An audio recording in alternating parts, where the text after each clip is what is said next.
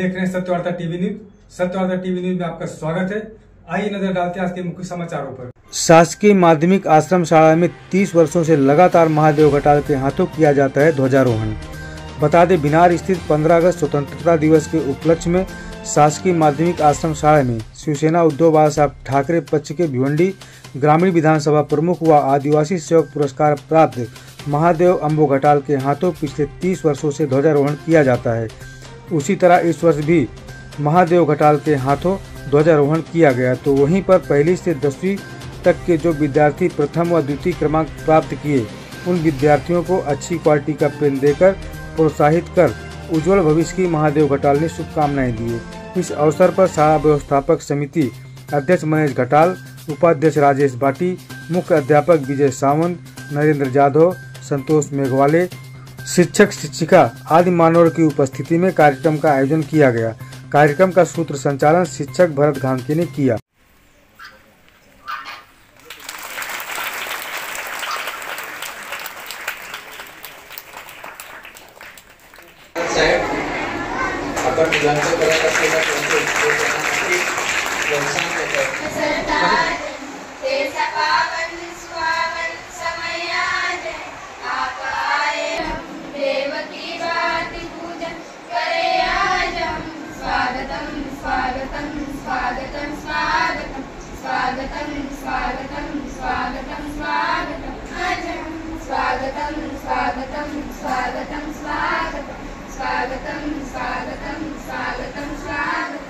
या शाळेमध्ये महाराष्ट्राचे मुख्यमंत्री देखील या ठिकाणी या बिनार आश्रम शाळेमध्ये मला तो वर्ष सांगता येईल 2015 मध्ये आताचे माजी मुख्यमंत्री पृथ्वीराज चव्हाण साहेब या ठिकाणी खास करून या ठिकाणी आले। तर आपण सर्व आदिवासी बांधव या ठिकाणी शिक्षण घेतो आणि आदिवासी बांधव आपल्या रानात जंगलात डोंगरामधून आज या ठिकाणी शिक्षण घेण्यासाठी येतात। परंतु या ठिकाणी शिक्षण घेत असताना आपले क्रांती सूर्य बिरसा मुंडा यांनी जल जंगल पाणी हे याच्यावर हक्क आदिवासींचा राहावं अशा प्रकारचा लढा देणारे आपले क्रांती सूर्य अनेक सूरवीर या देशामध्ये होते। जानराव सरांनी सांगितल्याप्रमाणे त्यांचं नाव कुठेतरी आपल्या क्रांतिकारांचं या देशात आलं नाही। परंतु या ठिकाणी मला सांगायचं वाटते की आज खरोखरच आज आपलं भाग्य आहे, म्हणून आज आपल्याला शिक्षणाची जी प्रेरणा मिळते शासन लेवलला, की विद्यार्थ्यांनी चांगलं शिक्षण घेऊन एक मोठे डॉक्टर, इंजिनियर, वकील किंवा कलेक्टर, तहसीलदार असं व्हायला पाहिजे। म्हणून आपण सगळ्यांनी अभ्यास केला पाहिजे आणि कुठेतरी हे 10 वर्ष पुढच्या कालावधीमध्ये आपले विद्यार्थी ह्याच्यातूनच कुठेतरी एक चांगल्या प्रकारचे अधिकारी व्हाल अशी मी या ठिकाणी आपल्याला या स्वतंत्र दिनी शुभेच्छा देतो।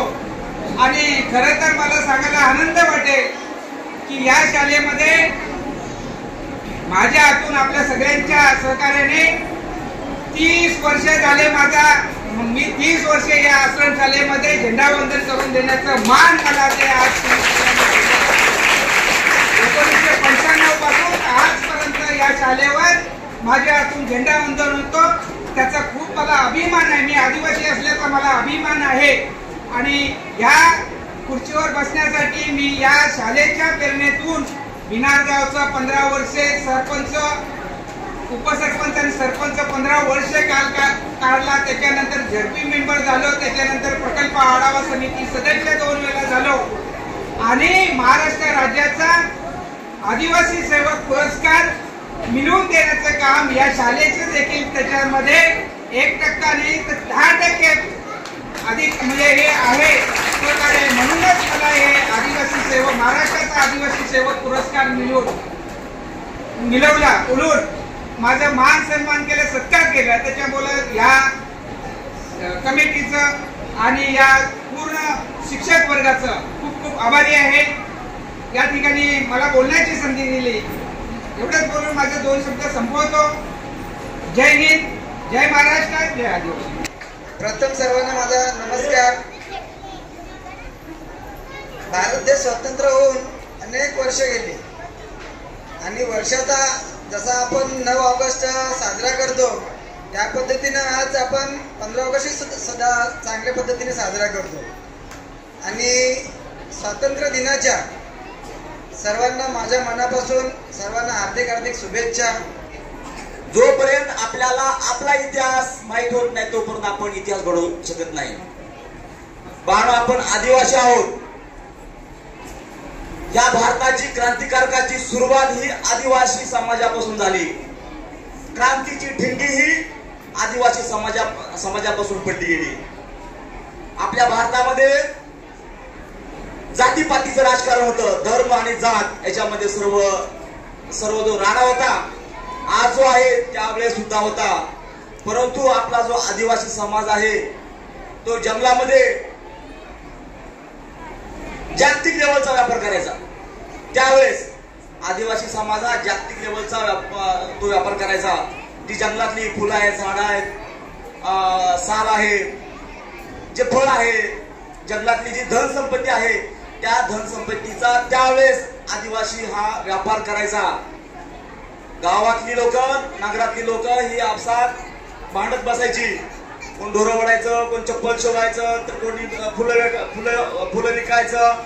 जातीच्या उतरंडीमध्ये ही गुरफटून पडलेली लोक होती। परंतु आदिवासी समाज त्यावेळेस जागतिक लेवलचा व्यापार करायचा। स्वराज्याचे संस्थापक छत्रपती शिवाजी महाराज यांनी महाराष्ट्र घडविला।